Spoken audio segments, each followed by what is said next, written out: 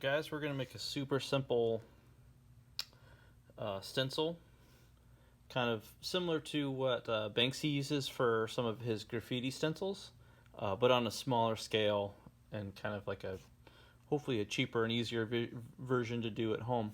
So for that, I want just an old manila folder, like a file folder.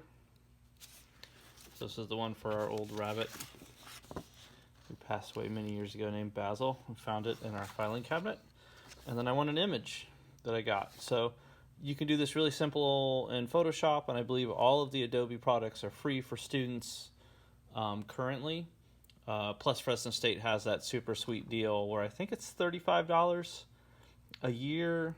So if you don't have it, get it if you want it. If not, there's other sort of freeware out there, like GIMP, I think is one, which is graphic interface manipulation something or other, which is sort of similar to like an old version of Photoshop. As far as the last time I used it, it looked really similar to that. So once you have your image, you can use like different contrast filters. You can use a stamp filter on a photograph. You could just draw something that's black and white. But a stencil is a really simple image, and it's kind of like a woodcut in that it's a binary image. It's either there or not there. It's black or white. So we got our black or positives, we've got our white or negatives, and those are going to be our stencil that are actually going to block the ink passing through, whereas we're going to cut away the black areas. So I'm going to start by just getting a glue stick. And again, this could be a drawing or a printout, completely up to you. I'm just going to glue the snot out of the back of that sheet. This glue stick is old. I don't know if you guys can see that. Doesn't matter. Shouldn't be a problem. Once I got that all glue sticked, I'm just going to take my folder,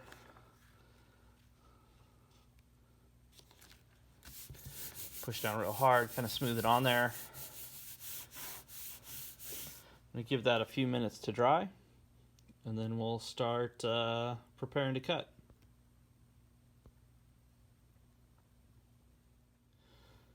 Alright, so my glue sticked piece of paper has had a couple minutes to dry to the manila file folder. And if you look at your image, when you make images like this, and again, if you look at Banksy's images or other artists who use stencils in their work, you'll notice that one of the things you have to solve is how do you connect these negative areas with the negative areas out here. Because if I cut this out and I cut the black out around in the area around it, this will just be loose and gone. And you'll see that a lot when you see text and fonts. I believe there's an example in the handout from old like military surplus equipment that has different letters, like an O where it's like kind of a half crescent and a half crescent, and there's these little bridges that connect the island here to the outer edges so that you can reuse the stencil without having to reset that piece in the middle. And it's the same with these parts here and here. This I could probably connect to there, and that's kind of part of the problem solving. And again, maybe I don't need all of those kind of wrinkles and details in my image. Maybe they're not going to add anything to it, and that becomes kind of part of the artistic expression of the artist when they're working with stencils. It becomes a choice. It's a choice that I'm going to make is going to be different than the choice that you're going to make, and that's kind of awesome because then everybody's stencil is going to be their own. So what I do if I want to make sure that I connect these things is I'll actually go and I'll draw on top of my drawing or printout with just a regular graphite pencil. For the sake of recording, I'm going to use a little white pencil that I had so it's a little bit easier to see, and we'll kind of just go from there. Went ahead and shifted the camera around because I'm right-handed, and I thought rather than looking at the back of my hand, you can see the front of my hand. Here's a time lapse with the white pencil, creating those bridges and connections for my sort of floating islands of stencil. If I don't connect them, they'll just pull away or fall away after I've cut out the black areas around them. So another way to do a stencil or to use a stencil is to use acetate, which was a traditional part of the tattooing technique way back in the day is that they would cut stencils out of acetate and then push charcoal onto the skin to map out where the tattoo was going to go. So before they would even start to make the tattoos, they would have to, come up with the drawing, sit down and cut an acetate with really thin, fine lines to let the material, the charcoal or graphite to pass through. And they could reuse the acetate over and over again, which is why pre-designed tattoos generally are and were cheaper than a brand new tattoo, which, with a new drawing, a new design. The materials we're using aren't nearly as sturdy when it comes to wet media as acetate, because acetate's a synthetic, like plastic material, and other cultures would use, like leaves to tear or cut stencils through. The Romans used kind of like a parchment paper type material that was like a waxed papyrus. Chinese or Asian cultures often used like a Asian paper that had been soaked in like a lacquer or resin to make it longer lasting. A lot of you guys probably don't have access to that at home. I don't either. So what we're going to do is we're actually going to use some packing tape. So I'm going to do that real quick. I'm just going to throw some packing tape over my stencil that I've drawn back into a Sharpie and white pencil to kind of help map out the areas where I want those little bridges or ties to hold my image in place. And yeah, let's do that real quick.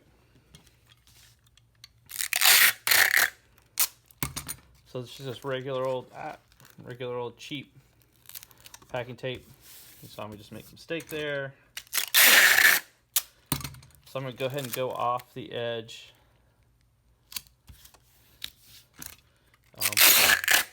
Some of you guys maybe don't have a cutting mat at home to work on like I'm working on right now. Often what I would do is use the back of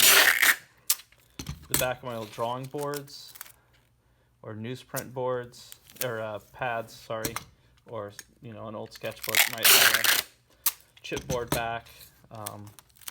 In times of desperation, I've also taken to using cereal boxes, just breaking the box down and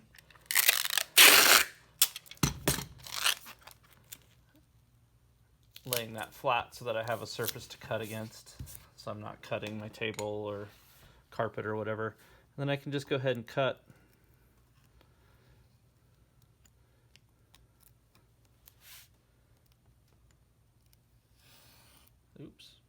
that tape loose. And so all the tape's really doing is it's just protecting our image. Now obviously you could use acetate or mylar or duralar if you bought that for the semester or have access to it for some other reason. With the acetate you can just see through it, so you would just lay it on top of your image and cut through it to your image. And then for multiple layers you would just layer one acetate on top of another acetate, or just a new sheet on top of your original drawing. So we've got our taped image on our manila folder, which the tape might hold that down a little bit, but it should open like that. And that's going to help us do a multicolor in a couple minutes.